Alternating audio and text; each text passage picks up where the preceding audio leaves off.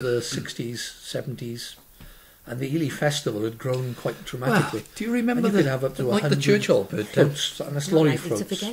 All the organisations in Ely. I remember opening the front door, together. Craig saying, and this was in the days when the hall was still there. I was in my dressing gown cooking you cheese on and our vicar Went at the to the time front was door Mary and Evans, and Craig she's says, quite famous in Ely. "Oh, Mary Auntie Evans. Roe, just come to And she tell you came the in the church hall door is burning to us down." one Just day thought you'd to the like to house know. and said, That was I've Craig. seen this Yeah, fantastic so, I put my it coat was full on. of whale smoke and bits. that they made in Grangetown. Moonshine, And if you listen to Frank Hennessy, what's the going on? And he was right. local It was pub burning singer, down. Fire he engines actually everywhere. sings about the Grangetown whale. And what it was an inflatable whale built out of plastic. Right? And they put it on the back of a lorry. I can remember the fireman And she saying wanted to that do the same. pouring water So she over came the to me church and to said, stop that I've got a burning. roll of plastic. It's too damp to burn. How can we Mr. make a Guy, whale? Mr. Guy saying, does So this we mean there's ended no up in place this heating the church summer? hall. And the chip shop staying The one that got till burnt midnight out. to serve So all the in customers. those days we had lots of space, and I had to Burned well. unroll this plastic on the floor, and I thought, how am I going to make this into a whale? With a big hole And underneath, I spent because 2 it was an old days dance on my hall. hands and knees, What's so funny is, of with course, a I did soldering a iron. project soldering for, and college melting together the on, plastic into a heat massive, energy, and probably about how to 20 warm foot the, long, the church with a big efficiently. tail, So it certainly And, warmed well that night.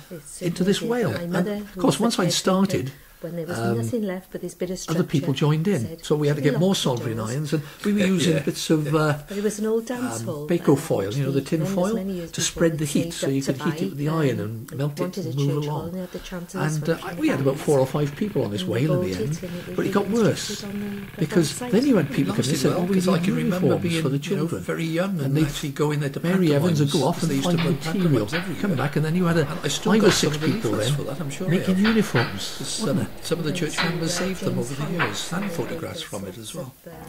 And the church hall in those days didn't have toilets or a proper kitchen, and so to use the church for toilets. But if you were running brownies, you weren't privileged to the church keys, so we used to take the brownies down to the bus shelter, which was a Worse than big- that, of course, we'd big shelter, recorded. wasn't it? Yeah, it was a Like- magic You're one. Yeah. recording You can, here, if you could we climb it, you could recorded, get on the top. It had like a this roof, a Jonah flat Man roof. Jazz, the You could actual sit up singing there. of this thing. But, And there so was we had a toilets at the back, recording of of course, it. and the And we bus thought, shelter now, at the how are we front. going to do this? We brick wanted the building, music big red on the brick back of the It was lorry. known locally But as we also Tom wanted this Llewellyn's whale Memorial, inflated because as well, Tom we didn't. Llewellyn was So the man who I came up with an idea campaigned and of borrowing a raised generator money from to work. get that built.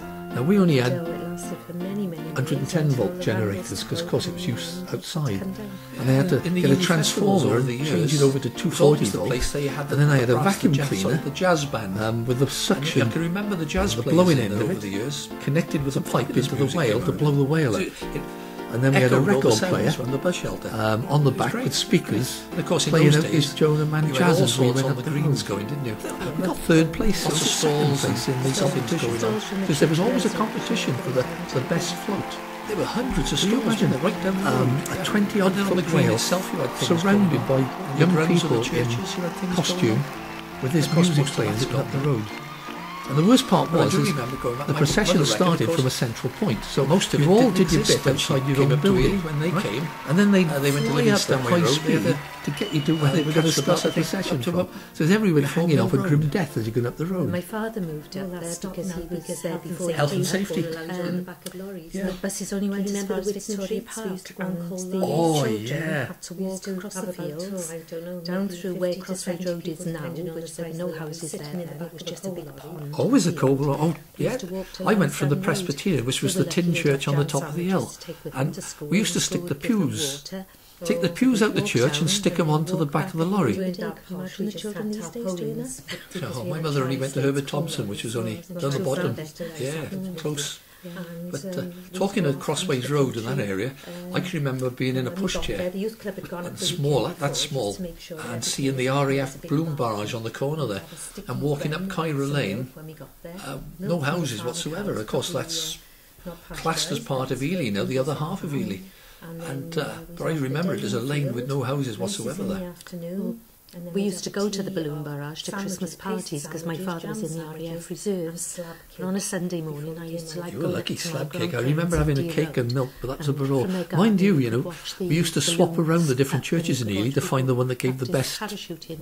We did pretty I used well to on our think that Whitson was trips. really good. I remember then a couple of years later, as they started to put buildings up there, I had friends living up there in prefabs. They used to have, remember the old temporary concrete single-storey prefabs? And of course, a lot of them didn't want to move. When they decided to knock them down in the 60s, they didn't want to go. Kairos Square, which was the den of iniquity for Ely, was knocked down to build Cymru Close and St David's Crescent, and as you know, I moved in when Cymru Close was brand new with my parents, my grandfather, and the people from the prefabs were all housed into Cymru Close and St David's Crescent. So some of them are still there. I remember the old Cairo Square. My father, I can remember on one occasion, my bike got nicked, and the first place he went is Cairo Square, and there it was, being used in the street. Just reclaimed it and left. So you knew where to go, you knew where everyone sort of existed in those days. Well, they did, and they used to knocked all the attics of the houses through. But times were different, weren't they? So if the police went to one end of the block, they'd just make their escape through the attics. But my mother used to do a lot of visiting there because nearly all the children came to Sunday school. And I remember going to one house when she came back, lots of them they drank from jam jars because they had no cups. But this particular house, the little girl had been in hospital and she went to visit, and they were playing, she thought, with plasticine. And all of a sudden the mother said, right, give it all back then, it's time for dinner now. And it was the luncheon meat that they'd been playing with, and they'd broken it all up. We came down from the top from Stanway Road, and from that point on my mother's still in the same house today. Happy with it. I went to school with a lot of them. It hasn't changed that much. And Phyllis Crescent. Well, of course, Phyllis Crescent. My grand's house, of course, is sold. My uncle had it for a while. But in those days, again, they were the temporary concrete houses that they built up around there. That was sold. I say friends, they were people I went to school with. And I can remember calling for one boy one day, going to play football, and his mother saying to him, "Oh, go and find yourself something to wear in the corner." And all the clothes were piled in the corner. He just went and sort of rummaged through this pile of clothes and found himself a shirt and found his boots, and off he went playing football. But the house, and of course, they didn't cook in the kitchen. You grew all your own vegetables on the pot, on the fire in the front if you didn't have the room, it was all coal fires. You could end up having a so they had their big pot of beans. Remember my father and my uncle having an allotment up in Jackson Road at the back. I don't even know if they're still there now. I think they must. They're gone. Yeah. But I remember going up there and helping dig when I was quite young. I don't think I did a lot, but. And it tasted beautiful. Coming back in again. My gran had one of those fires with houses these days haven't got the others built into allotments in Penguin Road when she moved in. In fact, some of them got. Of course, we lived all of us in Stanway Road for up to 2 years. When you got married years ago in the 40s, you moved in with your parents, didn't you? You didn't have your own house. You waited for the council to house you once you had children. And of course, I was about 5, and my gran. That's right. My gran had moved. I got to get this right because I can't work it out. We moved down to Pencadder Road, that was it. My gran then moved down to Penguin Road, so we're all at the bottom of Ely now. And of course, when my brother was born, I had to go and stay with my gran for a couple of days. So I remember that quite well. But when we moved into the house in Pencadder Road, there were still gas pipes in the wall for the lighting, because of course the houses were built with gas lighting to start with. Electricity hadn't really come. It was DC, wasn't it? They had the old-fashioned DC current. But that's gone now. Obviously, everything has changed. And we all had outside toilets. Oh, I remember ours. And the cut-up newspapers for toilet roll. Right. Never had toilet roll in those days. Oh, no. That was for the rich. Oh, definitely the rich, yeah. My bike repairs was always done at the back. And, of course, we always had gullies round to the back of the houses as well, which, of course, they've locked them up now. They've got rid of the gullies because it's an easy way of breaking in, I suppose. But and all those bits of land have now gone to the back of houses for people to take around. But you can't get round the back of them then with the terraced houses. But I could ride my bike without getting off round a narrow gully without stopping with a right angle bend on the bottom. I couldn't do it now.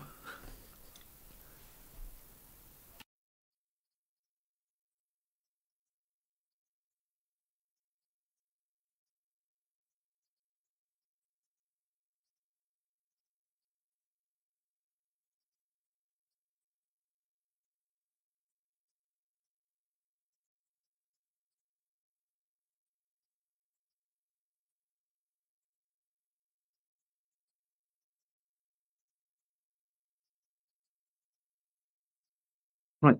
So, questions about Wiggins Teep. When did you start work there? Can you remember the year? I worked it out. I was about 18. 18 and... 1940. Yeah. What position did you hold and what were your responsibilities? I worked in the main office with other people. I was just the one that did all the typing there. And I also worked for the chief engineer. Did all his shorthand. Shorthand? Oh, yeah. So no computers? Oh, not in those days. I was the shorthand typist there, you see. Oh. Can you recount some of your memories or a memory that you remember? Well, if my boss calls me, he worked right in the mill itself, and there was quite a long walk around, and if it was Friday afternoon, all the men were queuing up for their pay. And I was very shy in those days, and as I passed, they all used to wolf whistle after me. And then one day, my boss whistled after me because I'd gone. I wouldn't turn around because I thought it was the voice. And they said, "Mr. McLaren wants you." Oh, that's a good one. And what made you leave Wiggins Teep? I had the opportunity to go for an interview for a temporary job in the civil service. And was it temporary? I became permanent in the end. And where was that? In Park Place, with the what it was called then, Ministry of Works, I think it was then. What did you feel leaving Wiggins Teep? I was sorry because I was very happy there. But I'd been going to take the exam for the civil service, but there weren't any during the war, so I couldn't miss the opportunity, you see. And do you miss the place or the people now? Not now, it was so long ago. Life has gone on and I've got used to other places. Thank you very much, Eileen. My first recollections of the paper mill, thinking back, was when I was about 11. And in those days I used to train spot. And the Ely paper mills was of course Thomas Owen paper mills. And as you went out of Ely, over Ely Bridge towards Cardiff, the paper mills were always on the right, and the other side was the brewery, Brains Brewery. Not Brains, it was Ely Breweries. And I always remember these because they were all by the river, and you had the main railway running past as well. And if you went down by Thomas Owens, you could see the steam engine, the shunter, going up and down out the front quite regularly. And of course, as boys, we used to stand on the over the railways on the footbridge, watching the trains and taking the numbers. But always remember it. It's something that's stuck over the years.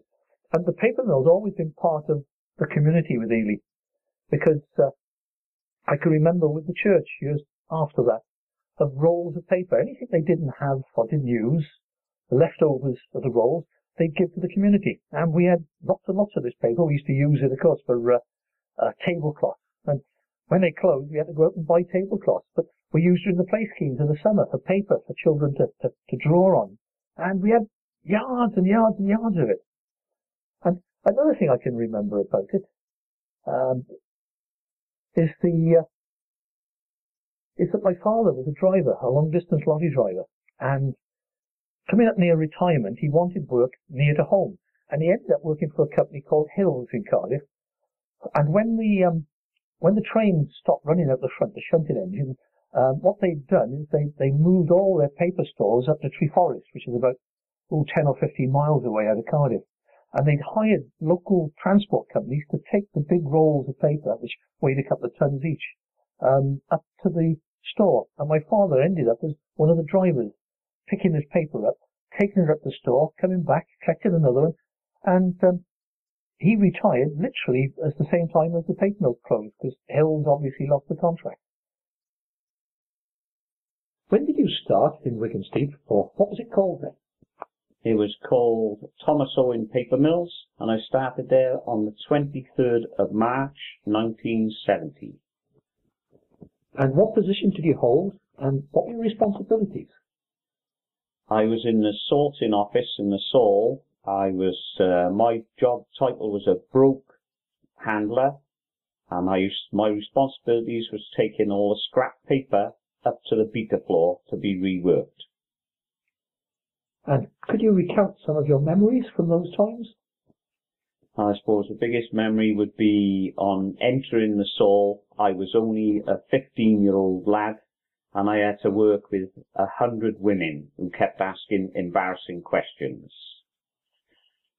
That sounds good. Under what circumstances did you leave? They closed the mill down. So how many years were you there? Almost 30 years.